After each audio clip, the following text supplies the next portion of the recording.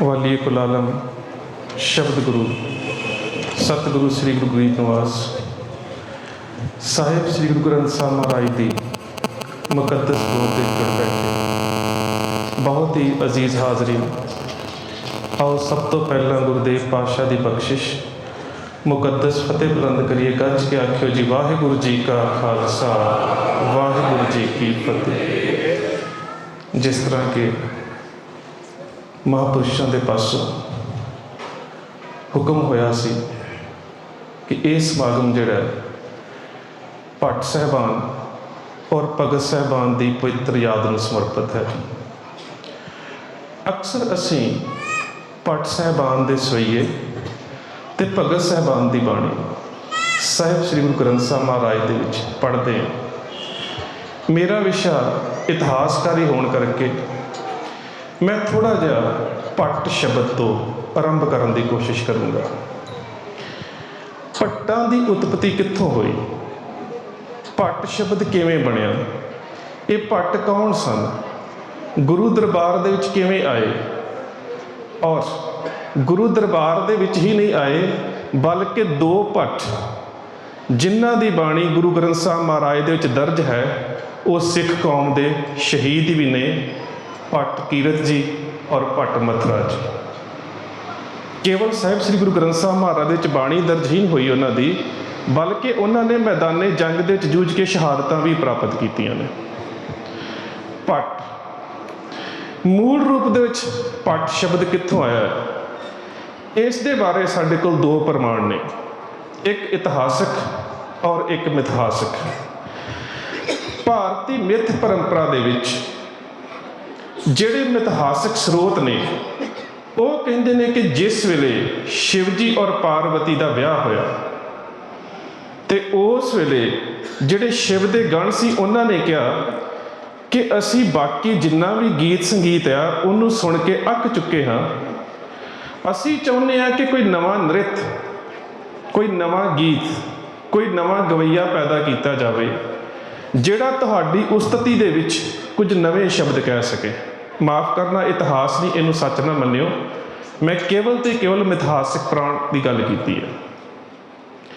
इन्होंने शिव जी ने उस वेले अपने मत्थे तो पसीना पूंझा जमीन ते सुटिया और भट्ट पैदा होए। उन्हां भट्टां नूं शिव जी ने हुक्म किया कि साडी नवीं विआही जोड़ी की उस्तत करो। कुदरतन बंदा जिस मूल चों पैदा हुंदा है उसकी उस्तत करता है। उन्हां पैदा होए भट्टां ने केवल ते केवल शिव जी की उस्तत की। पार्वती की उस्तत दे विच उन्होंने कोई शब्द ना किया। शिव जी इस गल तो निराश हो जाता है तो उन्होंने मात लोक ते भेज दिंदा है। यह मिथहास परंपरा है जिसका जिक्र शिव पुराण ते होर ग्रंथां च सानूं मिलदा है। दूसरा साडे सामने पक्ष है इतिहास का पक्ष, जिहड़ा बिल्कुल प्रमाणिक है। इतिहास का प्रमाणिक पक्ष यह है कि राजपुताने के इलाके दे विच जिहड़े राजपूत राजियां दे दरबार दे विच उन्हां दियां बंसावलियां नूं गाउण दा काम करया करदे सी, उन्हां नूं भट्ट कहा जांदा सी। ये दो शब्द ने। प्रित दा भाव है वगार दे उपर आके किसे दी उस्तत दे विच शब्द उचारने, ते नृत दा अर्थ है किसे दे सामने नचना। ये दोवें शब्द संस्कृत ने। सो प्रित तो भट्ट शब्द बनया है, नृत तो नट शब्द बनया है। साडे बजुर्ग जानते हैं पहला समय रात नूं रास पाउण वाले आउंदे हुंदे सी, कहा जांदा सी नट लगे ने। वो शब्द नृत तो बनया है। जिहड़ा वगार दे विच आके किसी की उस्तत करता है, प्रित तो शब्द भट्ट बनया। ये जिहड़े भट्ट ने ये अपना पिछोकड़ राजपुताने दे नाल जोड़ते हैं। इस्लाम का राज आया, कुछ भट्ट मुसलमान भी बने, उसनूं तुर्क भट्ट कहा जाता है। तो गुरु काल दे विच खास करके दूसरे और तीसरे पातशाह के समय कुछ भट्ट सिक्खी दे विच भी आए। गुरु काल तो पहलां दी गल करिए तो दो भट्ट बड़े मशहूर ने। एक है कदंबरी ग्रंथ का रचना, उस ग्रंथ नूं रचण वाला बाण भट्ट, ते एक बादशाह पृथ्वी राज चौहान के दरबार दे उसकी उस्तत करने वाला चांद भट्ट। तीसरा भट्ट एक वो है जिसमें कुर्बानी तो देनी पई, सिक्खी दे वजद दे विच आके कुर्बानी दिती, पर ਸਿੱਖੀ ਦੇ ਨਾਲ ਸੰਬੰਧ ਕੋਈ ਨਹੀਂ ਸੀ। 2 ਭੱਟ ਉਹ ਨੇ ਜਿਹੜੇ ਸਿੱਖੀ ਦੇ ਵਿੱਚ ਆਏ ਤੇ ਆ ਕੇ ਸ਼ਹਾਦਤਾਂ ਪ੍ਰਾਪਤ ਕੀਤੀਆਂ, ਤੇ 11 ਭੱਟ ਉਹ ਨੇ ਜਿਹੜੇ 1711 ਦੇ ਵਿੱਚ ਇਸ ਕਰਕੇ ਸ਼ਹੀਦ ਕਰ ਦਿੱਤੇ ਗਏ ਕਿ ਉਹ ਸਿੱਖੀ ਦਾ ਪ੍ਰਚਾਰ ਕਰਦੇ ਨੇ। ਸੋ ਮੈਂ ਪਹਿਲੇ ਭੱਟ ਤੋਂ ਗੱਲ ਸ਼ੁਰੂ ਕਰਦਾ ਹਾਂ, ਜਿਸ ਦਾ ਜ਼ਿਕਰ ਪ੍ਰਿਥਵੀ ਰਾਜ ਚੌਹਾਨ ਦੇ ਸਮੇਂ ਤੋਂ ਆਉਂਦਾ। ਪ੍ਰਿਥਵੀ ਰਾਜ ਚੌਹਾਨ ਸੰਜੋਗਤਾ ਨੂੰ ਕੱਢ ਕੇ ਲੈ ਕੇ ਆਇਆ, ਬੜੀ ਸੁੰਦਰ ਔਰਤ, ਜੇ ਰਿਸ਼ਤੇਦਾਰੀ 'ਚ ਵੇਖੀ ਉਸ ਦੀ ਭੈਣ ਵੀ ਲੱਗਦੀ ਸੀ। ਉਸ ਨੂੰ ਕੱਢ ਲਿਆਂਦਾ, ਸਾਰਾ ਦਿਨ ਉਸ ਦੇ ਕੋਲ ਬੈਠਾ ਰਹਿੰਦਾ ਹੈ। ਰਾਜ ਦਰਬਾਰ ਦੇ ਕੰਮ ਛੱਡ ਦਿੱਤੇ, ਬਿਲਕੁਲ ਰਾਜ ਦਰਬਾਰ ਦੇ ਕੰਮ ਛੱਡ ਦਿੱਤੇ, ਆਪਣੇ ਰਾਜ ਦੇ ਵਿੱਚ ਦਖਲ ਦੇਣਾ ਛੱਡ ਦਿੱਤਾ। ਹੌਲੀ ਹੌਲੀ ਰਾਜ ਪਰੰਪਰਾ ਕਮਜ਼ੋਰ ਹੁੰਦੀ ਗਈ, ਤੇ ਉਸ ਨੂੰ ਜਦੋਂ ਪਤਾ ਲੱਗਾ ਕਿ ਸੋਲੰਕੀ ਰਾਜਪੂਤਾਂ ਨੇ ਉਸ ਵੇਲੇ ਗੌਰੀ ਨੂੰ ਸੱਦ ਲਿਆ, ਬਾਦਸ਼ਾਹ ਗੌਰੀ ਨੂੰ, ਤਾਂ ਉਸ ਵੇਲੇ ਸ਼ਹਾਬੂਦੀਨ ਗੌਰੀ ਦੀ ਆਮਦ ਦੇ ਉੱਪਰ ਉਸ ਦੇ ਦਰਬਾਰ ਦੇ ਭੱਟ ਨੇ ਇੱਕ ਬੜਾ ਪਿਆਰਾ ਮਿਹਣਾ ਮਾਰਿਆ ਸੀ। ਮੇਰਾ ਕਹਿਣ ਤੋਂ ਭਾਵ ਹੈ ਕਿ ਭੱਟਾਂ ਦੀ ਰਚਨਾ ਜਿਹੜੀ ਹੈ ਉਹਦੇ ਵਿੱਚ ਕਿੰਨੀ ਜ਼ਿਆਦਾ ਅਹਿਮੀਅਤ ਹੁੰਦੀ ਸੀ। ਭੱਟ ਆਪਣੀ ਰਚਨਾ ਕਿਸ ਤਰ੍ਹਾਂ ਰਚਦੇ ਸੀ, ਭੱਟ ਦੂਜੇ ਨੂੰ ਪ੍ਰਭਾਵਿਤ ਕਿਵੇਂ ਕਰਦੇ ਸੀ। ਉਸ ਪ੍ਰਿਥਵੀ ਰਾਜ ਚੌਹਾਨ ਦੀ ਮਰੀ ਹੋਈ ਅਣਖ ਨੂੰ ਜਗਾਉਣ ਦੇ ਵਾਸਤੇ ਚਾਂਦ ਭੱਟ ਨੇ ਇੱਕ ਸ਼ੇਰ ਕਿਹਾ। ਉਸਨੇ ਕਿਹਾ, ਔਰਤ ਬੈਠੋ ਔਰਤ ਬੈਠੋ ਘਰ ਗੌਰੀ ਸਰ ਤੱਕੀਆ, ਔਰਤ ਘਰ ਤੇਰੋ ਗੌਰੀ ਤੱਕੀਆ। ਇੱਕ ਥਾਂ ਤੇ ਉਹਨੇ ਸ਼ਬਦ ਵਰਤਿਆ ਔਰਤ, ਕਹਿੰਦਾ ਤੂੰ ਔਰਤ ਦੇ ਨਾਲ ਸਿਰਹਾਣੇ ਤੇ ਸਿਰ ਲਾ ਕੇ ਬੈਠਾ ਹੈ। ਦੂਜੀ ਲਾਈਨ ਦਾ ਤੇ ਔਰਤਾਂ ਹੋਰ ਦੂਜੇ ਪਾਸੇ ਤੇਰੇ ਘਰ ਤੇ ਗੌਰੀ ਨਜ਼ਰ ਰੱਖ ਰਿਹਾ, ਸ਼ਹਾਬੂਦੀਨ ਗੌਰੀ। ਉਸਨੇ ਇੱਕ ਲਾਈਨ ਦੇ ਵਿੱਚ ਦੋਵੇਂ ਗੱਲਾਂ ਸਮਝਾ ਦਿੱਤੀਆਂ ਵੀ ਤੂੰ ਆਪਣੀ ਸੁੰਦਰ ਪਤਨੀ ਦੇ ਕੋਲ ਬੈਠਾ ਹੈ ਰਾਜ ਦਰਬਾਰ ਨੂੰ ਛੱਡ ਕੇ, ਪਰ ਤੇਰੇ ਰਾਜ ਦਰਬਾਰ ਦੇ ਉੱਪਰ ਹਮਲਾ ਕਰਨ ਦੇ ਵਾਸਤੇ ਗੌਰੀ ਤਿਆਰ ਆ। ਉਸਨੇ ਔਰਤ ਨੂੰ 2 ਸ਼ਬਦਾਂ 'ਚ ਵਰਤਿਆ, ਉਸਨੇ ਘਰ ਨੂੰ 2 ਸ਼ਬਦਾਂ 'ਚ ਵਰਤਿਆ, ਉਸਨੇ ਗੌਰੀ ਨੂੰ 2 ਸ਼ਬਦਾਂ 'ਚ ਵਰਤਿਆ। ਇੱਕ ਗੌਰੀ ਉਸਦੀ ਪਤਨੀ ਦੇ ਵਾਸਤੇ, ਇੱਕ ਸ਼ਹਾਬੂਦੀਨ ਗੌਰੀ ਦੇ ਵਾਸਤੇ। ਅਖੀਰ ਉਹੀ ਗੱਲ ਹੋਈ। ਇੱਕ ਮੁਹੰਮਦ ਇਕਬਾਲ ਦਾ ਸ਼ੇਰ ਹੈ, ਆ ਸ਼ੇਖ ਤੁਝੇ ਬਤਲਾऊं ਤਕਦੀਰੇ ਉਮਮ ਕਿਆ ਹੈ, ਤੇਗੋ ਸਨਾਨ ਅਵਲ ਤੌਸੋ ਰਬਾਬ ਆਖਿਰ। ਉਸ ਵਿੱਚ ਪੁੱਛਿਆ ਜਾਂਦਾ ਕਿ ਕੌਮ ਦੀ ਤਕਦੀਰ ਕੀ ਹੁੰਦੀ ਹੈ। ਜਵਾਬ ਮਿਲਿਆ ਕਿ ਕੌਮ ਦੀ ਤਕਦੀਰ ਇਹ ਹੁੰਦੀ ਹੈ ਕਿ ਜਿਸ ਕੌਮ ਦੇ ਯੋਧੇ ਮੈਦਾਨੇ ਜੰਗ ਦੇ ਵਿੱਚ ਸ਼ਮਸ਼ੀਰਾਂ ਦੇ ਨਾਲ ਜੂਝਣਾ ਜਾਣਦੇ ਨੇ, ਉਹ ਕੌਮ ਦੀ ਤਕਦੀਰ ਬਣਾਉਂਦੇ ਨੇ। ਤੇ ਜਦੋਂ ਕੌਮ ਦੇ ਯੋਧੇ ਸ਼ਮਸ਼ੀਰਾਂ ਨੂੰ ਛੱਡ ਕੇ ਸਟੇਜਾਂ ਤੇ ਨੱਚਣਾ ਗਾਉਣਾ ਸ਼ੁਰੂ ਕਰ ਦਿੰਦੇ ਨੇ, ਕੌਮ ਦੀ ਤਕਦੀਰ ਨੂੰ ਡੋਬ ਦਿੰਦੇ ਨੇ। 2 ਹੀ ਗੱਲਾਂ ਹੁੰਦੀਆਂ ਨੇ, ਆ ਸ਼ੇਖ ਤੁਝੇ ਬਤਲਾऊं ਤਕਦੀਰੇ ਉਮਮ ਕਿਆ ਹੈ, ਤੇਗੋ ਸਨਾਨ ਅਵਲ ਤੌਸੋ ਰਬਾਬ ਆਖਿਰ। ਉਹੀ ਗੱਲ ਹੋਈ।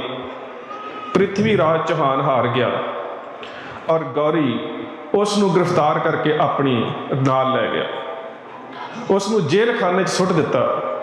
ਬੜੀ ਮੰਦੀ ਹਾਲਤ ਕੀਤੀ, ਤਸ਼ੱਦਦ ਕੀਤਾ ਗਿਆ, ਅੱਖਾਂ ਤੇ ਪੱਟੀ ਬੰਨ੍ਹ ਦਿੱਤੀ। ਚਾਂਦ ਭੱਟ ਦੇ ਮਨ ਦੇ ਵਿੱਚ ਫਿਰ ਇਸ ਭਾਵਨਾ ਨੇ ਜਨਮ ਲਿਆ। ਚਾਂਦ ਭੱਟ ਫਿਰ ਇਸ ਭਾਵਨਾ ਨੂੰ ਲੈ ਕੇ ਗੌਰੀ ਦੇ ਦਰਬਾਰ ਦੇ ਵਿੱਚ ਪਹੁੰਚਿਆ। ਉਸਨੇ ਗੌਰੀ ਨੂੰ ਜਾ ਕੇ ਕਿਹਾ, ਮੈਨੂੰ ਇੱਕ ਵਾਰੀ ਮੇਰੇ ਮਾਲਕ ਪ੍ਰਿਥਵੀ ਰਾਜ ਚੌਹਾਨ ਨੂੰ ਮਿਲਣ ਦੀ ਇਜਾਜ਼ਤ ਦਿੱਤੀ ਜਾਵੇ। ਕੁਦਰਤਨ ਭੱਟ ਸੀ, ਇੰਨੇ ਸੋਹਣੇ ਰੂਪ ਦੇ ਵਿੱਚ ਆਪਣੀ ਮੰਗ ਨੂੰ ਪੇਸ਼ ਕੀਤਾ ਹੋਵੇਗਾ ਕਿ ਗੌਰੀ ਨੇ ਇਜਾਜ਼ਤ ਦੇ ਦਿੱਤੀ। ਮਿਲਿਆ ਉਸ ਨੂੰ ਜਾ ਕੇ ਮਿਲਿਆ। ਰਾਜੇ ਦੀ ਹਾਲਤ ਮਾੜੀ ਸੀ, ਮਨ ਦੇ ਵਿੱਚ ਤਰਸ ਆਇਆ ਤੇ ਆ ਕੇ ਗੌਰੀ ਦੇ ਦਰਬਾਰ ਦੇ ਵਿੱਚ ਖੜਾ ਹੋਇਆ। ਗੌਰੀ ਦੇ ਦਰਬਾਰ ਦੇ ਵਿੱਚ ਆ ਕੇ ਕਹਿੰਦਾ ਬਾਦਸ਼ਾਹ ਗੌਰੀ, ਪ੍ਰਿਥਵੀ ਰਾਜ ਦੀ ਹਾਲਤ ਬੜੀ ਮਾੜੀ ਹੈ, ਅੰਨਾ ਹੋ ਚੁੱਕਾ ਹੈ, ਰੋਟੀ ਪਾਣੀ ਤਾਂ ਉਸਨੂੰ ਦੇ ਨਹੀਂ ਰਿਹਾ, ਮੌਤ ਉਸਦੀ ਹੋ ਜਾਣੀ ਹੈ, ਪਰ ਉਹਦੇ ਕੋਲ ਇੱਕ ਗੁਣ ਹੈ, ਉਹ ਲੈ ਲੈਣਾ ਚਾਹੀਦਾ। ਉਹ ਕਹਿੰਦਾ ਕਿਹੜਾ ਗੁਣ ਹੈ? ਕਹਿੰਦਾ ਇਸ ਨੂੰ ਸ਼ਬਦ ਭੇਦੀ ਬਾਣ ਚਲਾਉਣਾ ਆਉਂਦਾ ਹੈ। ਸ਼ਬਦ ਭੇਦੀ ਬਾਣ ਉਹ ਬਾਣ ਹੁੰਦਾ ਜਿਹੜਾ ਕਿਸੇ ਦੀ ਆਵਾਜ਼ ਨੂੰ ਸੁਣ ਕੇ ਮਾਰਿਆ ਜਾਂਦਾ ਹੈ। ਅੱਖਾਂ ਬੰਨ੍ਹ ਦਿੱਤੀਆਂ ਜਾਂਦੀਆਂ ਨੇ, ਆਵਾਜ਼ ਨੂੰ ਸੁਣ ਕੇ ਮਾਰਿਆ ਜਾਂਦਾ ਹੈ।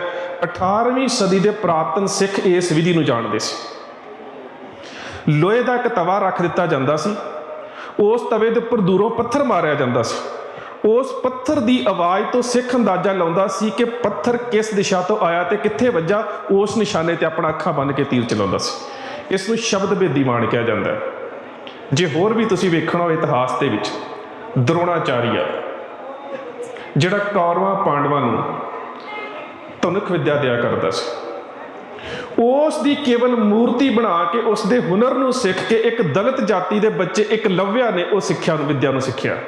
ਤੁਹਾਨੂੰ ਯਾਦ ਹੋਵੇਗਾ ਪੁਰਾਣਕ ਕਥਾਵਾਂ ਦੇ ਵਿੱਚ ਇੱਕ ਗੱਲ ਹੈ, ਕੁੱਤਾ ਭੌਂਕ ਰਿਹਾ ਸੀ, ਉਸ ਬੱਚੇ ਨੇ ਇੰਨੇ ਨਿਸ਼ਾਨੇ ਦੇ ਨਾਲ ਕੁੱਤੇ ਦੀ ਆਵਾਜ਼ ਦੇ ਉੱਪਰ ਸ਼ਬਦ ਭੇਦੀ ਤੀਰ ਮਾਰੇ ਕਿ ਕੁੱਤੇ ਦਾ ਜਿਹੜਾ ਮੂੰਹ ਸੀ ਤੀਰਾਂ ਦੇ ਨਾਲ ਭਰ ਗਿਆ, ਕੁੱਤਾ ਭੌਂਕ ਨਾ ਸਕਿਆ। ਹੁਣ ਖਿਆਲ ਕਰਿਓ, ਇੰਨੀ ਜ਼ਿਆਦਾ ਹੁਨਰ, ਇੰਨੀ ਪਿਆਰੀ ਤੀਰ ਅੰਦਾਜ਼ੀ, ਤੇ ਬ੍ਰਾਹਮਣ ਕਦੀ ਇਹ ਸਵੀਕਾਰ ਕਰ ਸਕਦਾ ਕਿ ਦਲਿਤ ਸਿੱਖ ਜਾਵੇ?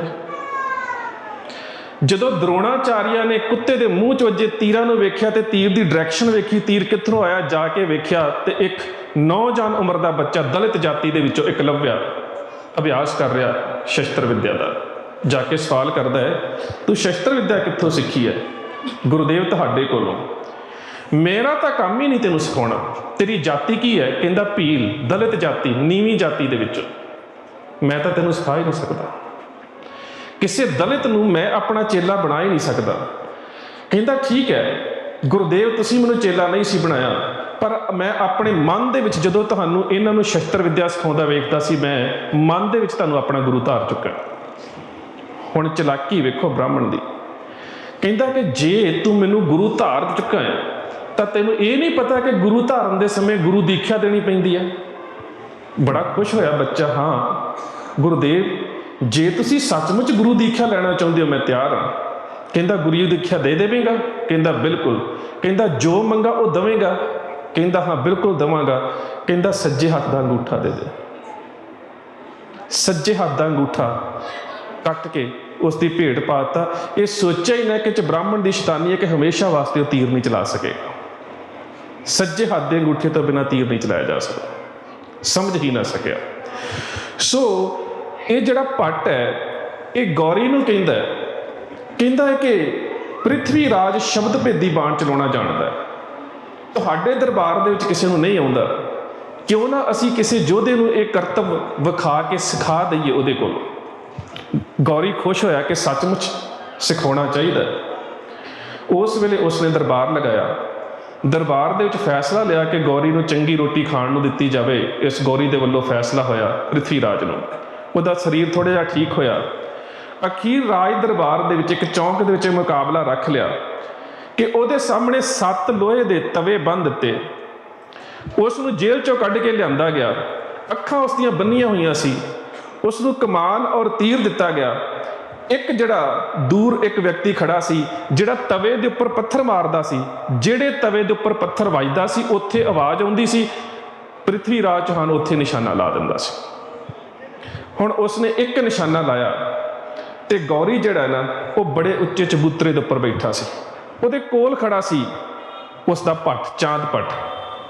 ਚਾਂਦ ਭੱਟ ਆਪਣੀ ਭੱਟ ਅੱਖਰੀ ਬੋਲੀ ਦੇ ਵਿੱਚ ਉਸ ਨੂੰ ਕਹਿੰਦਾ ਹੈ ਕਿ ਜਦੋਂ ਤੂੰ ਹੁਣ ਨਿਸ਼ਾਨਾ ਲਾਵੇਂਗਾ ਤਵੇ ਦੇ ਉੱਪਰ, ਮੁਹੰਮਦ ਗੋਰੀ ਦੇ ਮੂੰਹ ਚੋਂ ਵਾਹ ਨਿਕਲਣੀ ਹੈ, ਵਾਹ। ਮੈਂ ਤੈਨੂੰ ਇੰਨਾ ਦੱਸ ਦਊਂਗਾ ਕਿ ਉਹ ਕਿੰਨੀ ਉਚਾਈ ਤੇ ਬੈਠਾ ਹੈ, ਤੂੰ ਵਾਹ ਦੇ ਉੱਪਰ ਤੀਰ ਚਲਾ ਦੇਣਾ। ਸ਼ਬਦ ਭੇਦ। ਉਹੀ ਗੱਲ ਹੋਈ, ਉਸਨੇ ਤੀਰ ਚਲਾਇਆ, ਜਾ ਕੇ ਲੋਹੇ ਤੇ ਵੱਜਾ। ਉਸੇ ਵੇਲੇ ਚਾਂਦ ਭੱਟ ਨੇ ਇੱਕ ਦੋਹਾ ਪੜਿਆ। ਉਸਨੇ ਕਿਹਾ, ਬਾਸਟ हाथ और एक सिद्ध अष्ट उगल प्रमाण इत्ते पर सुल्तान है मत चूको चौहान। उसने क्या 12 हथ उच्चा ते 24 उंगल उचाई होर दे उपर ਪ੍ਰਿਥਵੀ ਰਾਜ ਚੌਹਾਨ। जरा ध्यान ना वेख ला, गौरी दिस रहा है। ਜਿਹੜਾ ਵਾਹ ਸ਼ਬਦ ਕਿਹਾ ਉਹਨੇ ਕਿਹਾ, ਪ੍ਰਿਥਵੀ ਰਾਜ ਨੇ ਤੀਰ ਚਲਾਇਆ, ਗੌਰੀ ਦੀ ਗਰਦਨ 'ਚ ਜਾ ਕੇ ਵੱਜਾ, ਜ਼ਮੀਨ ਤੋਂ ਥੱਲੇ ਡਿੱਗ ਪਿਆ। ਦੋਹਾਂ ਨੂੰ ਫੜ ਲਿਆ ਗਿਆ, ਦੋਹਾਂ ਦੇ ਸਿਰ ਕਲਬ ਕਰ ਦਿੱਤੇ ਗਏ। ਇਹ ਸੀ ਚਾਂਦ ਭੱਟ। ਇਹ ਭੱਟ ਆਪਣੇ ਮਾਲਕ ਦੇ ਵਫਾਦਾਰ ਕਿੰਨੇ ਹੁੰਦੇ ਸੀ।